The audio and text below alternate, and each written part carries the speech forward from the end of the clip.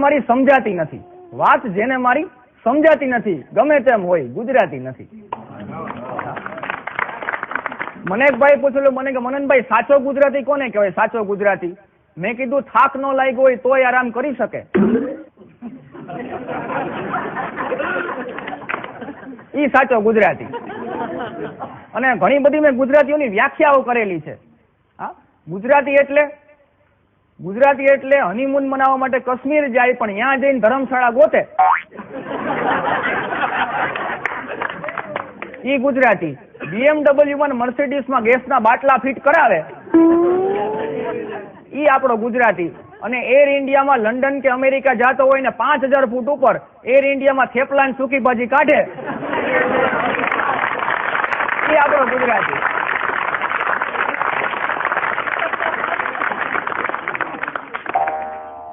સંબંધોમાં વેપાર નહીં પણ વેપારમાં સંબંધો શોધતા આપણે ગુજરાતી. ગુજરાતી તો ગુજરાતી છે. ડોક્ટરની વાતો લઈ, ડોક્ટરની છે ને વાતો આમ બહુ કરાય નહીં, કારણ કે ભગવાન નારાજ થાય ને તો ડોક્ટર પાસે મોકલી દે અને ડોક્ટર નારાજ થાય ભગવાન પાસે મોકલી દે. સમજી જાવ છો એની મજા છે, ધીમે ધીમે ઉપાડી લ્યો છો. એનો જ આનંદ છે આ ડોક્ટરની. અને જો તમે ડોક્ટરનું બધું સારું હોય, ડોક્ટર સાહેબનો બંગલા સરસ હોય, ડોક્ટર સાહેબનું ક્લિનિક સરસ હોય, એક ડોક્ટર સાહેબનો અક્ષર જ સારા ન હોય. મેં એક મેડિકલ સ્ટોર વાળાને પૂછેલું, મેં કીધું ભાઈ ડોક્ટર સાહેબ પ્રિસ્ક્રિપ્શન લખે છે, એ પ્રિસ્ક્રિપ્શનમાં લખેલું શું હોય છે?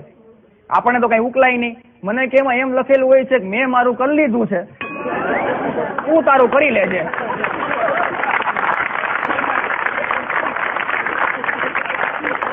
હમણાં ઓલા હાથીનું એપેન્ડિક્સ કર્યું, હાથીનું. હવે એપેન્ડિક્સમાં કેવું હોય, પેટમાં ચીરો પાડે, જે કાંઈ મસાલો કાઢવાનો હોય કાઢે, જે કાંઈ મસાલો નાખવાનો હોય નાખે ને પછી ટાંકા લઈ લે.